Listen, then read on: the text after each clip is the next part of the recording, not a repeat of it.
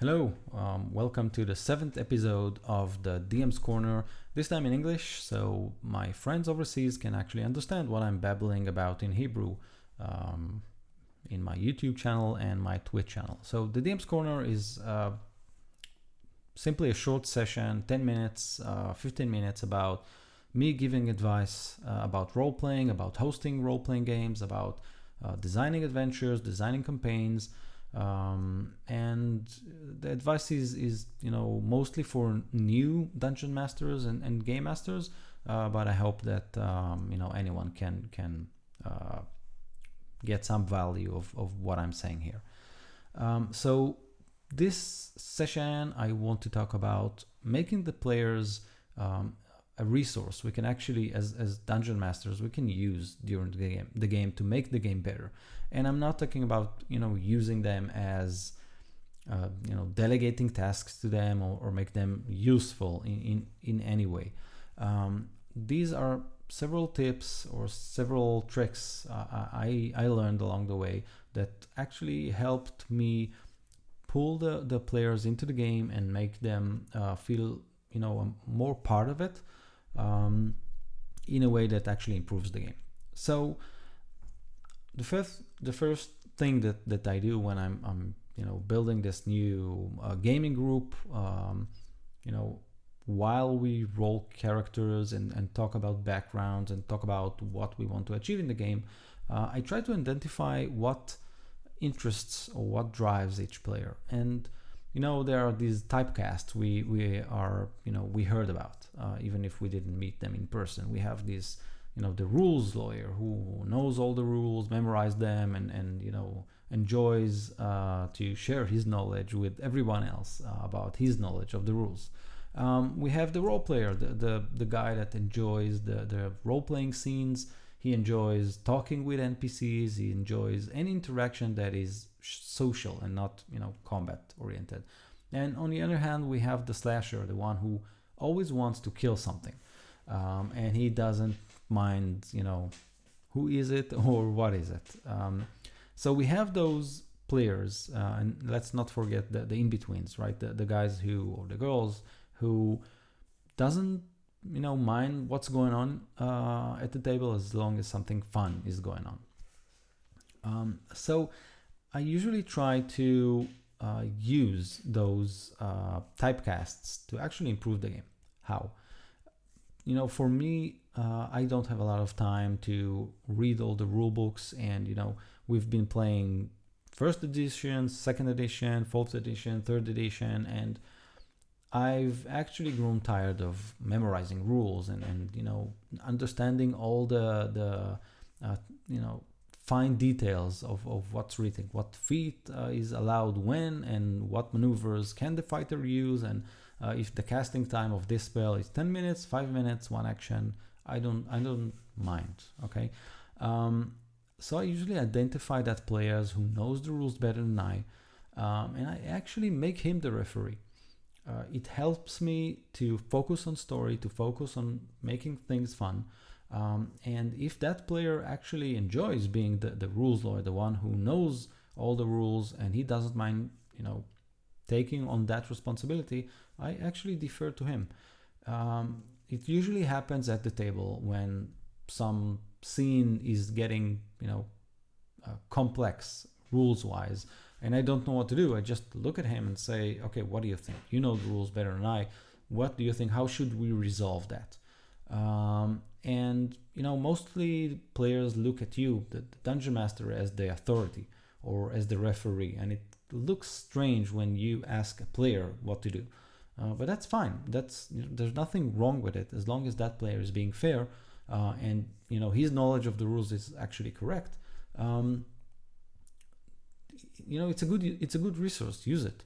That player will enjoy being the center of attention, the one everyone looks up to when a rules question is on the line, and you will have this freedom of that chore. You'll be able to focus on the fun parts, on driving the story forward, and so that player becomes an asset to the group. And I in my 4 years or 5 years of gaming, I'm looking back 5 years to the groups I've been playing with, there was always that player who knew the rules better than I, and I was always able to defer to him and delegate that task to him in a way that makes it enjoyable for the group, for him, and for me. So that's a great resource we can use. I was mentioning the role player and the slasher. The role player, the player who likes the social interactions and enjoy playing a character, as opposed to the slasher who is more interested in combat and in the results of combat, and doesn't think too much about social interactions. And it's okay to have both players at the table. I usually use them as drivers for the story. If the party is stuck, if the story is stuck, these two typecasts can actually help us drive the story forward. Looking at the slasher and mentioning some brute. Let's say that the group is at the inn, and they're debating what to do. Nothing happens, and you want to drive the story forward. Mentioning or portraying a scene in which this thug bothers the barmaid can actually trigger a response from the slasher. He wants to bash things, and this is a good opportunity. So you can portray the scene while looking at the slasher and kind of smiling. He'll get the message and do something. The same goes for the role players. You can portray the same scene and look at the role player, and he'll get the message. He'll start interacting with that NPC or scene. So these two are good drivers of the story. You can actually use them to make the game better by just presenting scenes that are designed to lure them into action. And they're happy to tag along. Those guys who just don't mind what's going on, as long as something is going on. You can actually engage them by engaging the slasher or the role player and just looking at them and saying, John is doing this and Mike is doing this. What do you do? And they'll happily, find their way or find their own thing around the table or at the scene. So using players or the player typecasts can actually be a good resource that you as the Dungeon Master can use at the game. Another typecast that I'm favorite or fond of is the adult. And I'm not talking about adult, in terms of age, but this guy or girl who is settled and easygoing and wants everyone to have fun as much as you do. This is a good resource to use when there is a dispute around the table. Two players are fighting over who gets the magical weapon, or two players are fighting about how to handle this specific NPC, and there's a shouting contest. And I'm not talking in character or a real shouting contest. This is the guy you can look at for some help. Look at him and say, listen, these guys are fighting, or what do you say? What do you think? So try to look at the players around you, try to understand what drives them. Take notes of their personality traits and try to use that, bring them into the table, and they actually can help you make the game better. The rules lawyer will take the rules, referrals to you. He will be the referee for the game. The slasher and the role players are great as drivers of the story. So you can use that. That's actually a very good resource. Another thing that I do when it comes to players, sometimes I present a scene. I ask them, what do you do? And then I just lean back and listen. The scene can be, for example, the group is traveling in the Underdark and they see this hut with this, gnome smoking a pipe and leaning back and forth on this chair. And then I look at them and say, okay, what do you do? And I just listen to what they say. Sometimes their ideas or their notes of the scene might be more interesting than what you had in mind. For example, I might have designed this encounter as he's the gnome is supposed to help them in a way. He's a friendly type. He can help them. He has some piece of information he might share with them. So this was just supposed to be this simple social interaction. But then the slasher says, I don't know, I don't like it. It's probably a trap. He's sitting alone in the Underdark. He's not armed. Something is off. We should be looking, for a fight. And all the group will suddenly, oh yeah, we need to make sure that there's no trap around, there's no ambush. Is it an illusion? And etc. etc. And I was designing the social interaction, but I see that they are engaged with the idea of a combat situation around that scene I just described. So I'll tell you a little secret. I actually sometimes throw away what I thought of doing and actually roll with what the players just handed me. They wanted, or they seem to be interested in this scene in which the gnome is an illusion, or he's unarmed because there is some ambush around. So I usually don't play it exactly as they handed it to me, but I usually add some layers to it or a complication, but I roll with it. And so sometimes just listening to the players, to what they say, what they offer, what they're talking among themselves, can actually give you a lot of leads and a lot of indications of what really interests them at this moment, and you can actually use it to make the game better. Another thing that I'm trying to do at the table is hand them some control of the scene. For example, one of the players in one of my groups, he switched the character, and he's the captain of this spaceship. Yes, Dungeons and Dragons and spaceships go together, but let's not talk about that for a minute. So he created this new character. He's the captain of a ship, and that's it. We didn't discuss too much about what's he in charge of or anything else. We just decided about the character and moved on. And when we presented the character to the other players, they immediately asked me, the Dungeon Master, okay, so what's on the ship? What's the cargo? How does it look like, etc. And some of the questions I didn't answer. I just look at the other player, the one who is playing the captain, and I told him, he's the captain, ask him. We didn't coordinate anything. I just trusted him to invent something interesting. And I actually do it a lot when it's possible, when people or players ask me something about a scene, and I feel that one of the players or one of the characters should have more information about it than me, I actually ask the player to invent something. When it happens and when the player rolls with it, it can lead to great things. A lot of cool scenes or things that actually surprise me can happen by just letting one of the players control this part of the world. If the players are meeting a relative of one of the characters and they ask me questions about that relative, I actually turn it to the player. You're his relative. What happens? Please answer the player's questions. So again, that can lead to all kinds of interesting scenes. And once the players get the hang of it,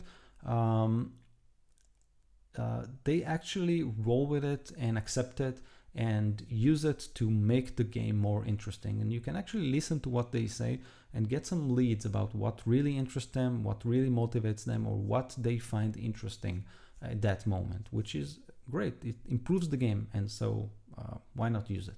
Why not do it? And don't forget, don't worry about losing control of the game.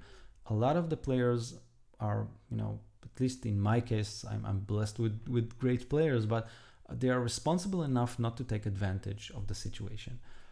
They're responsible enough to invent something cool and roll with it without making the world. So that relative that I was talking about isn't a high-level wizard that hands the characters a lot of treasure, or the ship doesn't contain I don't know, hordes of gold, even though in my game I think that the ship actually did contain hordes of gold, but okay. So I'm talking about giving the player some control at the table, and taking it a step forward, you can actually give control to the players outside of the table. And this is something that I don't do a lot, but when it happens, it's great. Sometimes I'm talking with a player and I'm asking him, okay, I'm planning this adventure, or I'm planning this campaign, or I'm planning this session. What do you think will work best for the group?